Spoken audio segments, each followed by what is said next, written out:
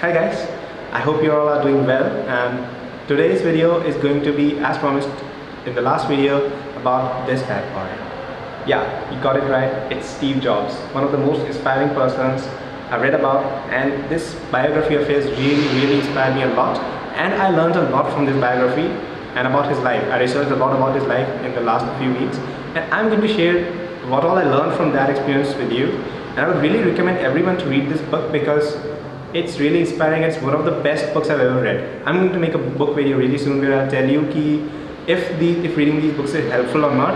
And yeah, so if you want to buy this book, the link is in the description section. You can check it out. So let's begin with the top 5 things which I learned from Steve Jobs' life and how they influenced me and how they are helping me become a better person, and they can help you become a better person, in fact.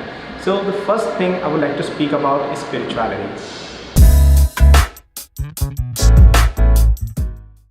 Let's face it, today kids my age, because most of the viewers of this channel are of the age 15 to 25. So most of the people of my age are not having the spiritual factor in themselves. Now, spirituality does not mean that you have to go and pray someone or you have to do some puja or something. I'm not talking about that, although that is good. I'm not talking about being an atheist or being a believer. So what I'm saying is that there's a deeper understanding of the universe, there's a deeper understanding of the people around us, the objects around us, the nature around us, and that's what comprises spirituality. And Steve Jobs was really well versed in that. So how he attained spirituality? When he was my age in Reed College, he dropped out and he went for a trip to India for a long time. It was around a year. And he went to a Baba, and he stayed with him for quite a while, interacted with him and tried to find out what the meaning of his life was, because he was unable to figure out what he really wanted to do with his life. And that is one thing which I think is really lacking to do. And why I'm saying is this, because today what happens in India is that people are chasing some goals. They are chasing certain goals. I should get this rank in this exam, I should get this grade point, I should get this internship, I should get this job. But they're not trying to find out what they really want to do in their life, and they're even telling others to do the same for them. So that's one thing which I feel is really lacking, and that's why I tried to raise this point at the very beginning of the video, that you should try to attain some spirituality. So that is one thing which is really great about Steve Jobs, which he inculcated in himself at a very early age. Like when he was 15, 16, he became a follower of Zen Buddhism, and yeah, so that is one thing which I inculcated in myself. I myself was not spiritual at all around a few months back, but after reading this book, I've tried to interact with a lot of saintly people, with a lot of people who are elderly, and they talk about all this, and it really helps me grow as a person. It's really benefiting me a lot. So the second thing which I would like to talk about, the one thing which made Steve Jobs what Steve Jobs was, his practical knowledge. Alright, so I guess we all can agree that today in India, especially in India, and we don't really get practical knowledge after a certain level. So what happens here is that till the age of 15, when you're in class 10, you get lots of practical knowledge. You are doing experiments, you are exploring lots of avenues of life. You're not just centered on one thing. And the point is that once you enter 11th class, most of you are enrolled in some or the other kind of coaching, say engineering or medical or something, and then the track becomes more monotonous, and you started to get focused towards exams, tests and scores. But in real life, the real world, that won't make you big. That's the truth. And it's not me saying this, it's like everyone. You talk to everyone, you just watch the YouTube videos of all these people, Elon Musk, Mark Zuckerberg, or Steve Jobs, or anyone. They would all say that you need something more. You need to have certain practical skills. And that's what Steve Jobs was really great at. When he was 16 years old, the age in which we go to coaching classes, he went for working at Atari, which was a video game developer, and he developed some games. That is some practical knowledge, right? So that's what I'm saying, that developing practical knowledge, not only about your skills, not only about your career, but about people as well. If you're good at talking to people, if you're good at talking and influencing people, then it will really boost yourself quite a lot. Many people in India still believe, like many of my friends still believe that, if I'm really good at marks, I'm really good at my skills, then I'm going to do great, I'm going to become Bill Gates, I'm going to become Steve Jobs. That doesn't work out really well. That doesn't happen. You need to have a certain degree of practical knowledge, You need to be able to influence people, you need to be able to talk to people to achieve that. And that was one thing which I again learned from this book and from Steve Jobs, that you need to attain a certain degree of practical knowledge. I myself was not doing that until some time back, but but somewhere around 2-3 months I started reading more about the practical knowledge stuff.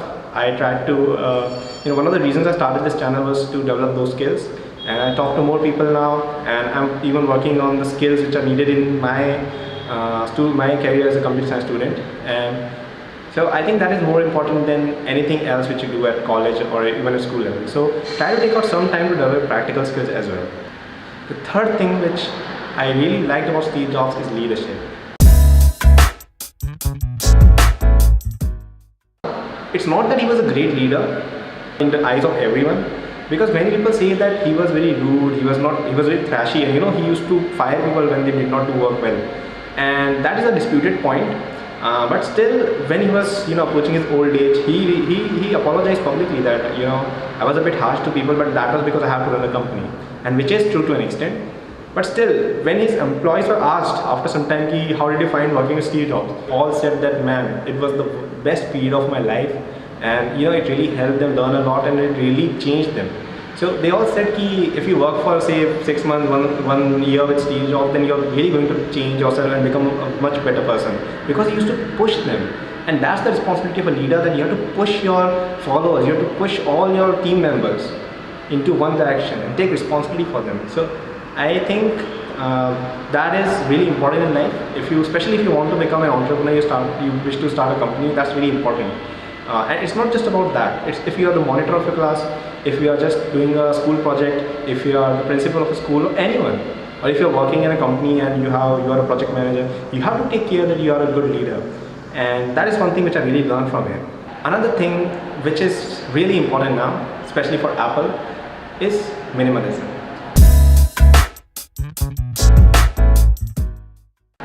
Now, Steve Jobs was a really minimalistic person, and I really admire the Apple products. If you look at an Apple phone, for example, iPhone or a Mac, you would see that they are so minimalistic, they are so easy to use, they have very minimalistic design, they are so beautiful and sleek and cute, right?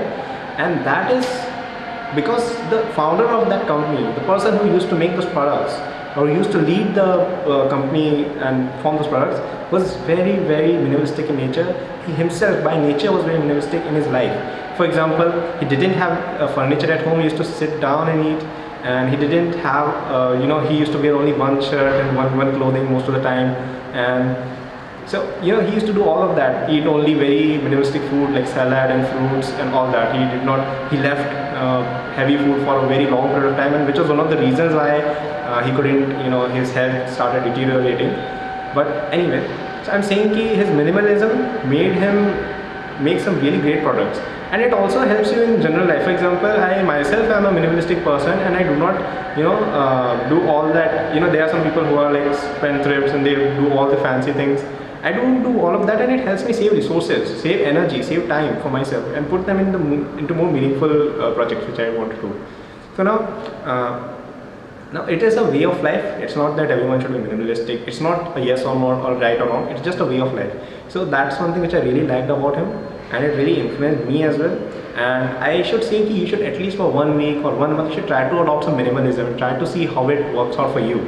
I tried that and it worked out really well for me. I did away with all the bad stuff, with all the things which are taking off my time or which are unnecessary. I just took all of them out, and life becomes so much simpler and easier when you become minimalistic, and it helps you make a great product, just like Steve Jobs did.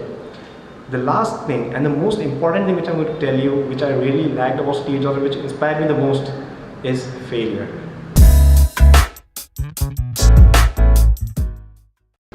Yeah.